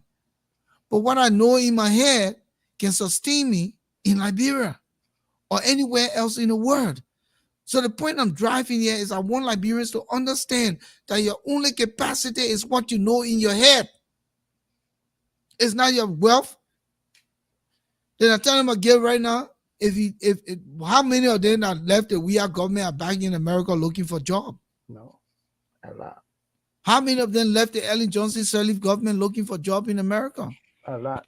The only thing they brought back is what in their heads. Yeah. And when you're leaving from here and going the other way, it's what in your head.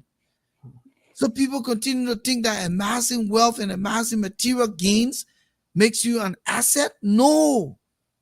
All of those things are vanity. They dissipate in a second. Right. What's in your head is what carries you through life. And humility. Let me add that. Yeah, And humility, Moses. yeah, This it is is. Cindy can leave me here You right gotta now, be humble. Yeah. pocket table anywhere globally. But you will not carry your Newcastle resident. No, yeah. You're not carrying nothing with you. You just go with what in your head. Yeah. And when they put you to the test, you're ready to perform. Yeah. So instead of waiting for 2029, many of you, young people, old people, middle-aged people, whatever you are, sedition, unity party, whoever you are, develop yourself for the next 4-5 years. And you will be sitting at the table. And you That's know, That's one of the ways we can rebuild our country and redevelop to a better place. yeah, Volcano, Was what you have said, right? It's very important. It's very important. And I hope all the young people, including male and female, in the CDC, and are also associating with, yeah, party. associating with all the political parties. You You know, run it, sitting on the sideline waiting to. yeah, you run it behind all these people when they are privileged to come to leadership. They will look for people with skills. You say, oh, we ran campaign. We're part of how you call it? We're part of the youth wing. We're part of that. We did this. Now, when those guys sit at the decks and they selecting who goes where and why.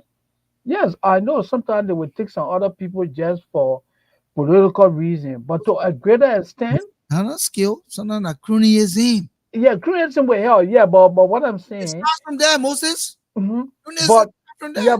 but Volcano, the message I'm trying to get to our young people is that they need to put their future first. They need to develop themselves. Do not allow Nathaniel McGill, do not allow George Weah, do not allow anyone from the UP, do not allow anyone from the ANC, the Liberal Party, and all these other political parties to use you as an object. And not an asset. No, You after should, the political election, after the election, they finish with you. you should be an asset when you join any Yeah, institution. you need to be an asset that they will always need you, that you will be in demand. But they say, oh, my man, let people go sit down man, in a meeting now. I don't want to be bothered. When they say election is coming next week, then the same people come back to you and ask you, you are being used as what? Objects. Don't allow that to happen to you. The only way you can become an asset when you have skills. All our sisters then walking around there half naked, you're wasting your time. You need this. You need this. Our brothers who are going to this attire center, they call it intellectual center. You just say none there. You're doing nothing. You disengage. You need to go back at the carpentry you want to learn. Go learn that. Do something that will make you useful.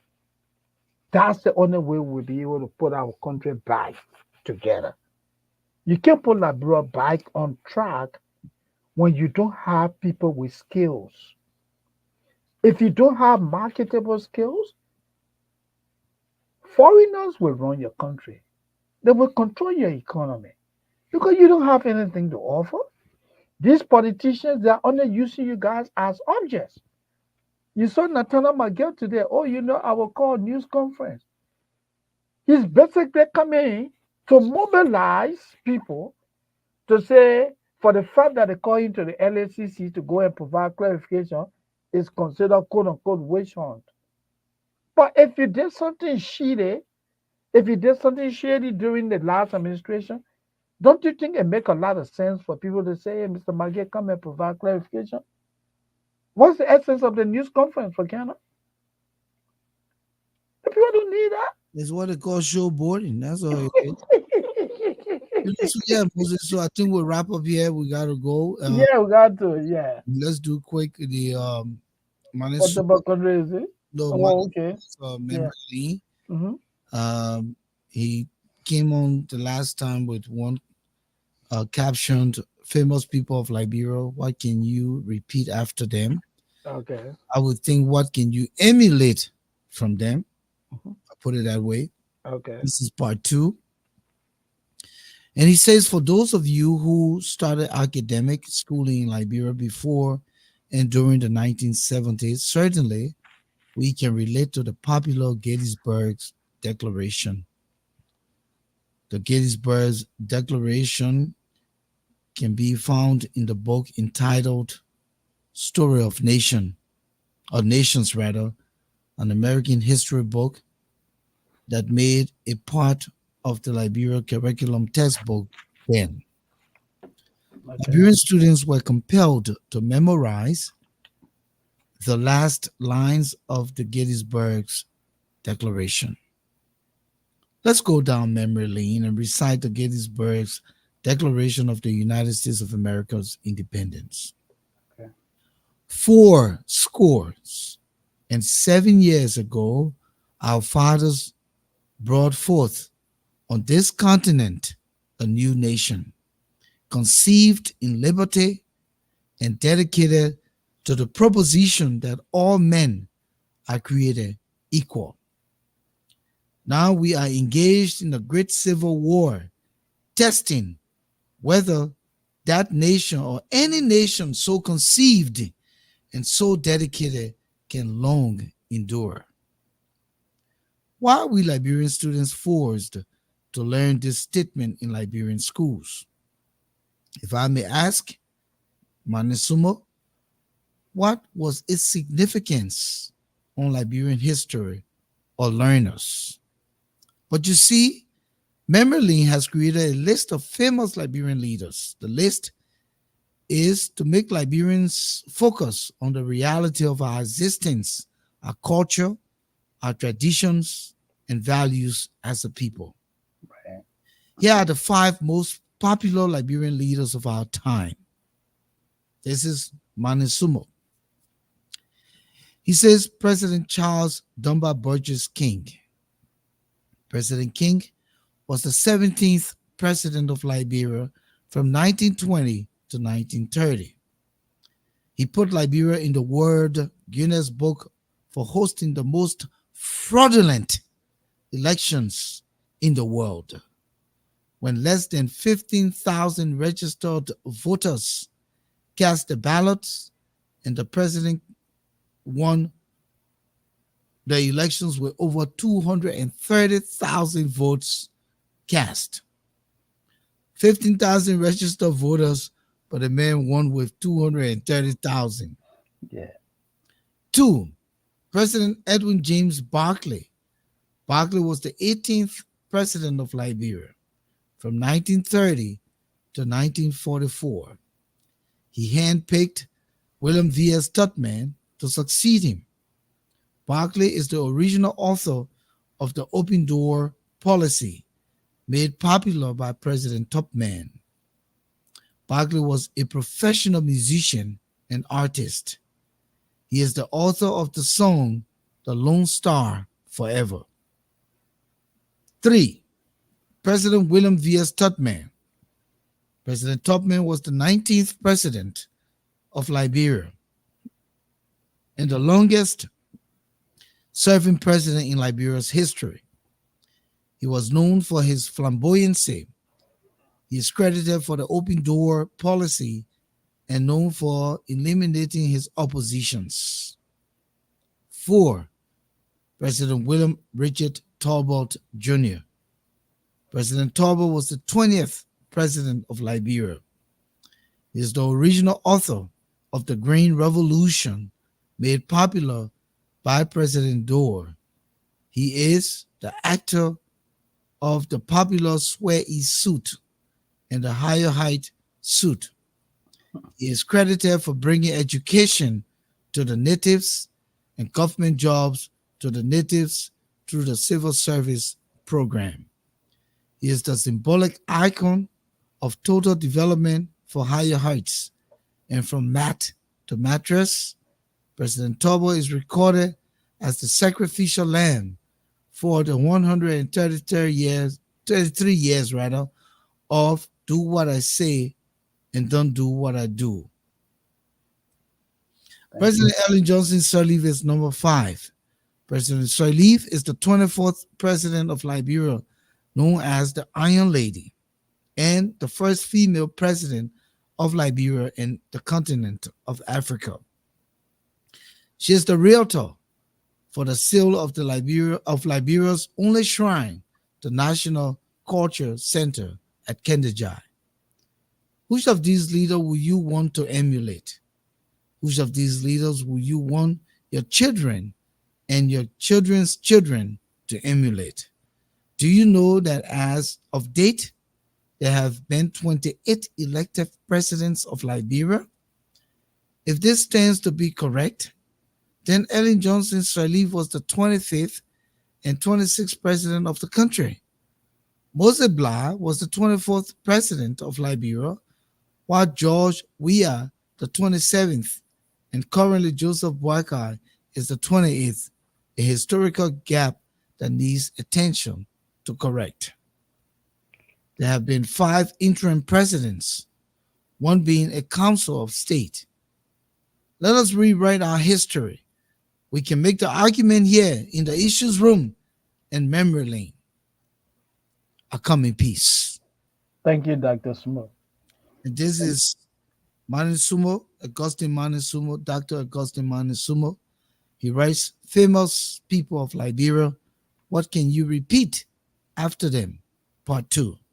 Contributed here in the issues room on Facebook, YouTube, Twitter, LinkedIn, and on our issues room page. Moses, what type of country is this? Everything is about politics. What type of country is this? What type of country is this? When the LACC, when the Liberia Anti-Corruption Commission reaches out to you, he said, man, we have seen something. We just want you to come and provide clarification. You say, oh, I will call press conference. Never last my business. The people are wish hunting me because I'm talking too much. But man, you can't go and listen to what people got to talk about. Not of my gang.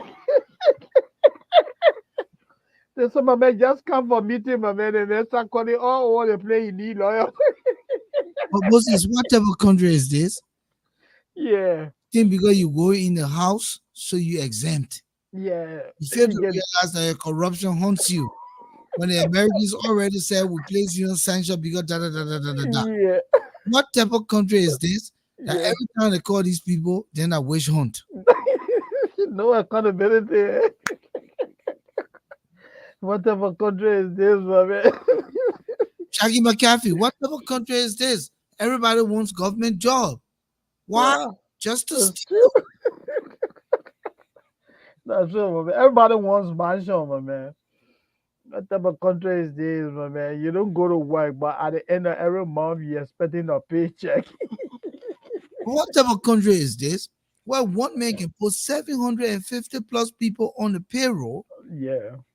Get a chicken change and take the rest of the money and put it in your pocket. Call it supplement. My man, you know the guys sat down and crafted the criminal act they were going to do? Yeah. Samuel Towe, Nathaniel McGill, George Weah. I think was well orchestrated. Man, they sat down and look, when I hear some of the money that no accountability for in our country, I said, but these guys won the lottery. Mm-hmm. Just as like winning the lottery, Moses Sandy. Yeah. I can sit down here and go to the damn gas station right now, play a scratch card. The next 3 days, they put a number. I look at it, I said, damn, I'm a millionaire. 6 years? Yeah. You rob a third world country? Not just a third world country with a stable economy, but a third world country that has a broken society where millions of people are left stranded and you rob them in 6 years, If and you you're want a to walk 6 year brother. free, and every time they hold you accountable, and then that's which home? Man, and the people hate you. Oh man, you got a 70-year-old man who confessed to professed to be from LSE Yeah, on Spoon Network and just talk bullshit. man. Look, What what type of country? I agree with you. You know, 70-year-old instead of you compiling all the nonsense you say you wrote, all the paper, all the you absolute break it down, nonsense. Yeah, put it in an anthology. Let me, Volcano Sheldon, learn from you. But yeah, you sit on Spoon Network and talk nonsense and thought nonsense. because Yeah. you're waiting for 2029. You may not even reach there. No, Yes, Volcano. What is I mean, happening is that that's in my paper, man. But what type of country is this? Come on, now. Let's even but see the good in the country. You call yourself an old man from the old school. You see the good in the country to you now because you living in Gay Town and you say you got current, you be talking so that your retirement. desperation, What type of country is this? desperation, greed, greed.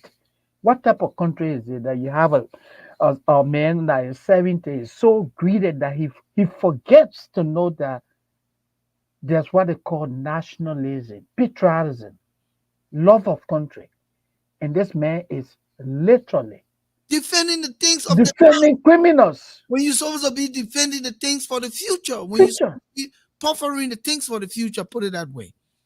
And you yeah, defend the things of the past? For real? Come it's on, sad. man. It's sad, man. Like, man, you disgracing us when we get to our 70 now. We'll just be Yeah, quiet. yeah, man. You Come know, on now. yeah, man. We Whatever know. country is this, Look, Robert Stone, yeah, look, what type of country is that? Yeah. real quick. Whatever country is this that people don't want accountability? Yes, Flomo, you're right. What What type of country is this? Jackie McCaffrey? You can't even listen to radio with your child, with you. No, So so costly. costly. Yeah, that's true. Whatever country is this? All the money. Vicky, we can't take care of the runway. Yeah. Ego. Whatever country is this that have so much resources that all citizens should be getting paid monthly, but the country is poor and the foreigners are getting rich and taking away our resources? Absolutely. What country is it? Go back on Samuel Jackson. I know you wanted to deal with it. Yeah, yeah. Quickly, I just wanted to say that. I said, deal with it, man. I just wanted to say that. Look, it defeats the purpose. It defeats the purpose of education.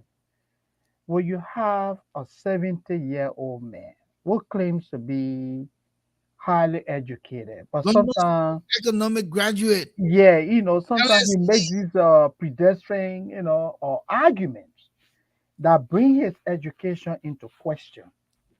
How do you justify this? Somebody was minister of state. They had 728 people on what they call Charging the payroll. they're accused of parting the payroll. And what's the name of what's the name of this payroll? This temporary payroll? How you call it? I mean, Okay, but anyway, you have somebody who has been cited by the Anti-Corruption Commission. then you know what the man Hey, said? Mostly, you know no, what the man said that pissed me off? And I'm no, sorry for using the word piss me off. It's not an insult. It's just my yeah, anger tonight. yeah, Matanya McGay is doing a favor yeah. by going to the commission. And in fact, you say he will go. Yeah, McGill has the right to no, plead the fifth. yeah, Yeah, no, but he said he will walk by line. yeah, to go meet McGill. Yeah, McGay to go support McGay. Yeah, So, tell me this kind of nonsense. look, McGill the other day, 6 years ago, Samuel Jackson. Let me not call you L because he's the actor, but mhm. Samuel Jackson for more than 40 years of your life, or let me just put it 50 years. Since you're 71, 50 years of your life, you don't have the money that McGill has gotten in 6 years. Of course. You are way educated than McGill. You say you're a London School of Economics graduate. You work on Wall Street. All of these things you brag of. Oh man, I decided to deal with you tonight, and I decided to deal with you because You will see him Liberia and will speak. I will hug you in my papi. Yeah, We sit but, down and talk. the puppy has thrown his education But into the money question. you don't have is that's what McGill got in 6 years. Yeah. The education that McGill doesn't have is what you have worked for. And for you to be an intelligent, educated man and sit here and support a McGill, who the Americans that you have gotten education from and live in the society, and you know that the Americans will never make a declaration if they can't prove it. Oh, you say, the name, they try the name, they Yeah. try the name, that's just allegation. Maggie is a rich man. Can you imagine So, that? so Samuel Jackson, do you really know what you're talking about? When you sit here and make yourself like a fool, Yeah. should you be defending the CDC that is obsolete until the next 6 years? Or should you be puffering ideas on how this government can move our country forward rather than protecting the past? Because the past is not your future. Your future is what you do now until 2029. So when you sit there and propagate nonsense, you're hurting yourself. Mr. Justifying the wrongs in the country. Bookman, you Yeah. know Book more than Miguel. Why would you defend a man who became a millionaire in 6 years when you have worked all your life and got educated up to 71 years and you're still not as rich as Miguel is? And he's still living this life of Is that desperation. insanity, Moses? No, I mean, No, is that insanity when you do that's that, yeah, that's insanity. that's Yeah, what it is. yeah, That's insanity. and if I can just say something, right, Volcano, he come across as a man who is so desperate for political favor because he goes around McGill, he goes around George Weah, he goes around these CDC guys. They put $1 or $2 in his pocket while he's in Monrovia because he's poor. So he sits on a huge platform like a Spoon Network, and he just spews nothing but gibberish. It's so shameful that this old man will be sitting there and be making those kind of a silly argument. Is he telling us that the LACC doesn't have that legal authority to cite the former minister of state But if they that, have consent? but that the LACC doesn't have the evidence before they cite him. An audit was conducted. No, no, no, no. That's Yeah. you Oh ask. yeah, yeah. The evidence. The evidence. No, I won't even call that evidence for that. I will call that an allegation No, because no. they What I'm did saying, an audit. Yes. no, Yeah. the evidence must be there for you to allege that you're bringing somebody. Okay. Yeah. Okay. Yeah. The So Americans, yeah. the American gave you some, and you Yeah. also did some Yeah. local. I won't even call it international. The Americans rather sanction is international. It's international. They're not even focusing on that. They are focusing on The the local things. payroll parting at the Ministry of State when Nathaniel McGill was Minister of State. Let us say when rope or bush when you haul rope rather. Let us say when you haul rope or bush. Bush, yeah. So now the rope is hauling Bush. Then Samuel Jackson said, "Oh, the man go there. You shouldn't say nothing. You should plead the fifth." Moses, between me and you, I Yeah. would never be disingenuous to my education. Man, you gotta respect yourself, man. Support Yeah. me. Get I don't this care stuff how like friendly we are. And that Mhm. was what people don't stand me. They think that I'm too principled. Yeah. I've done leadership assessment all my life. And all I've done is call me a formalist. A formalist. If you've done Yeah. many leaders, go and define the word formalist. Homeless. I, Yeah, that's one. I'm The the right way. lead in an organization for Maintaining principles. Yeah. being the order keeper. Yeah. The leadership assessments I've done, it always references me as The a formalist. You want to I'm telling you, based regular or institutional policies. Yeah. I don't cut the Yeah. corners. Not Yeah. because you know me, you can't I gave you job. Yeah. No. No. You gotta go through the process, you gotta justify your inclusion. That's how it goes. So I won't sit on a platform and defend because of friendship. I Yeah. won't be euphemistic. I won't be even trivial. I won't try to polish things. I am calling a spade, like Moses Sandy always says. Calling a spade a spade. How do you justify something that you know internally is Whatever wrong? is that people don't call a spade a spade. But they don't. And Saint Jackson is one of the guys, because the boys, he goes to Monrovia to buy him gasoline. So, Shaggy McCaffrey, whatever country is this, those in power keep the masses poor and uneducated intentionally, but the same people run and support them. yeah, And eating lobster every day, and you're struggling to find food, and you're supporting him. What type yeah. of country What type of country is is this? this? The people keep you in abject poverty. They use you And as they, will- and, they, objects. and they will seek your vote 2029. They will What? come seeking your vote. When they are in trouble, they come knocking on your door. You're getting the street, or the people coming for us. Whatever country is this, Moses? Yeah. Where all past and present government officials are relatives of Samuel Jackson.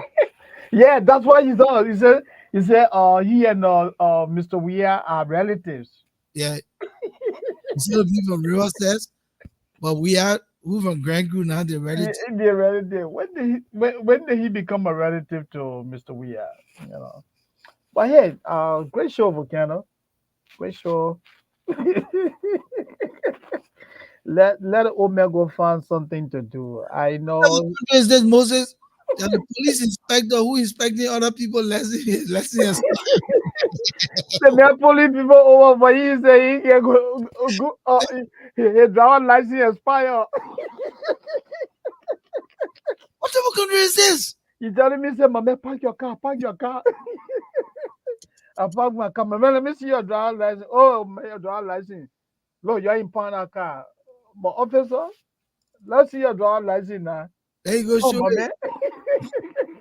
Hey, boss man got to come from way to the office. Yeah, let's see your driver license expire. He said, but I got driver. He said, no. That's not it.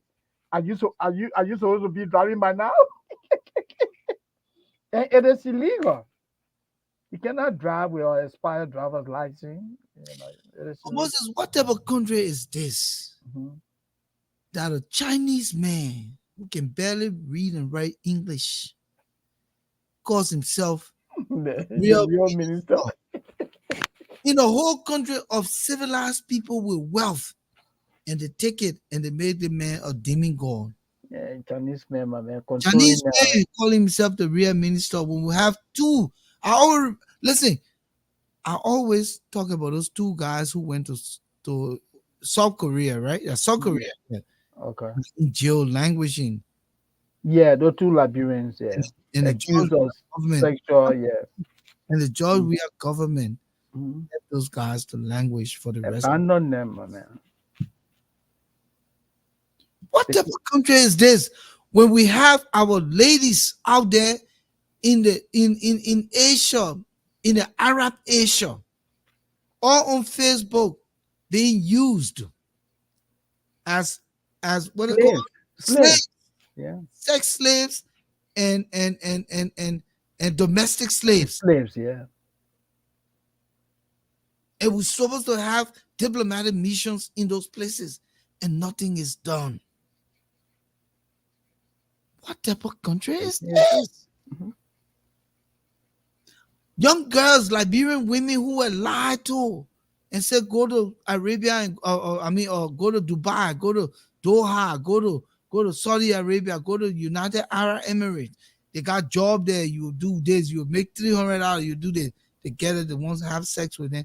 They want them to work. The other girls say they want to sleep 3 hours a day. 5 houses they got to clean all day, 7 days a week, 3 hours a day. Absolute slavery. What type of country is this that you can fend for your citizens out there? Look at the Americans fought until they got this girl from Russia back. Mhm. What type of country is this? Your citizens are languishing all over the world on false allegations. Some of those allegations, if you investigate it, they could be set free. At first. And Mr. Weir want to tell me Your country could- commit crime. Lucas Richards yeah. And the man is back in the States. ripped the throat Mhm. of Jessica. said there's not enough evidence. You see how corrupt our criminal justice system is? Country is this? Yeah. What type of country is this? If you don't have money, you don't get justice. What type of country is this? Whatever country is this? The police inspector need to bribe the boss. It's in my man, you whole inspector. Whatever country is this that can somewhat turn our unemployment around by demanding Firestone alone to open factories and have 3 shifts? Yeah, Scared? Then we importing our own rubber for for the triple triple the or triple price. the price. Hmm. What country is this? Moses, Yeah. my brother, we got a long way to go. Yeah. Again, I will say here we are in a dichotomy of damaged and rotting. We gotta try to fix it. We're in a dichotomy of damaged and rotting. We gotta try to fix it, Volcano. Moses, I'll tell you this, you my brother, right? We talk behind Mm. the scene. Yeah. If we at least we able to fix some of the damages, we can come out of the decay. I'm telling you, Moses, I mean, don't try to fix the decay. The decay is decay. yeah, you gotta It's right. taking care of the damage caused right The now. damages, Yeah, Moses. you know, yeah. People shouldn't take this conversation to be for granted. Start with the damage Yeah, shit. yeah, you gotta start You fixing know this. something before I leave you, Moses? Hmm. Dr. Brookler, who's is one of the panelists on the spoon, Yeah. there's something tonight that it hit me so hard. And Dr. Brookler, I hope you're listening. And if you know the other day Spoon tried to play like we're not relevant, Oh yeah, yeah. Listen to him. Yeah, but Dwell we don't pay attention to. thank us for being there. He was like, Yeah. "Who are these guys and who the issues room? Where I hear issue, I think you on dog meeting like that was disrespectful with us.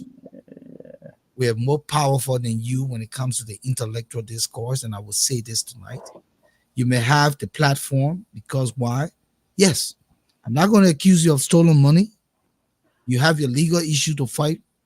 That would be something else you have to deal with. But don't downplay us. We're a competition. We don't have the money. And not that we don't have the money, but we're not going to take our personal money that we work hard for. The money you build Spoon with, you know you didn't work for it. And I will say this emphatically to you tonight. But I'll come back to the conversation that I wanted to lay out. Yeah, go ahead. Brooklyn says something, and the reason why we listen to his Spoon is because we must watch our competitors. Right. It is obvious. For you to be better, you got to pay attention to the other people, right? Hmm. But anyway, Brooklyn said something tonight. He said the cycle is too narrow. President Barker needs to widen the cycle. The circle is so narrow that if you look around him, it's cronyism to some degree. It's tribalism to some degree. Why are you trying to bring Louis Brown back if the name is resonating at the United Nations? You really don't think that a Moses Sandy can represent Liberia at the United Nations? You really don't think that a Volcano Shelton can represent Liberia at the United Nations? And there are several other Liberians. I'm just giving you an example. Yeah. We're educated. My studies is in public administration, right? Mhm. And I'm not talking about the Liberian public administration you're passing around with. I'm talking about an American public administration. But with wealth of experience in leadership, in management, in diplomacy, in policy making, in policy reformation. I'm not selling myself. I don't do it.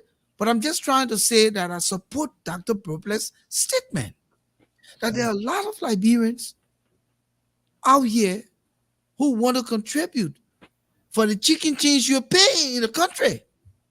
Because most of you said it the other day in the LBS chat room. Oh yeah. Mhm. You're not going to compromise your livelihood to go settle for $2,500, like some people who were making $20,000 and left here and went to Liberia and they're still waiting for jobs. Anyway, You're not going to do that to yourself. Who are making $40,000 of a month, who are making $10,000 and still waiting to be settled for a job. for 1,500, right? So Dr. Bropler said something important. Widen the circle. Open up the circle. You can't run a government in silos. No, gotta open up. You must expand because the country is plus 5 million people. Mhm. Why you continue to recycle? Why? So, Liberia doesn't have the time to slow pace, President Boakai. You are a race car. If we take Liberia's map and put it in the back seat of the race car, you must catapult us to the next space or wherever. We don't have the time to snail, to turtle. We cannot snail and we cannot turtle. We so, must advance and advance with fast pace. So open up the gap, widen the gap. And one example of widening the gap is what you did with your quick selection of Jonathan Massaquoi and the rescinding of him and going through the process. Now, Jonathan Massaquoi can make the case if he gets interviewed by the panel, by the group, and vetted and given a job, then nobody can make a qualm. so. Nobody can make noise Mhm. because it's an integrated institution. You don't appoint in integrated institution. Create vetting process, Mr. President. Going forward is a lesson learned. So, Create vetting process. So it doesn't look like because I have the will and power so I can appoint whatever. No, it's not in all cases. Some places are just so delicate.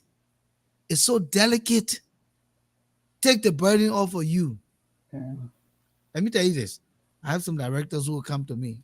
They want me to sit on the interview with them because they want Yeah. and I say to them, go do your job. Do your hiring so when you're crying tomorrow, you alone can cry.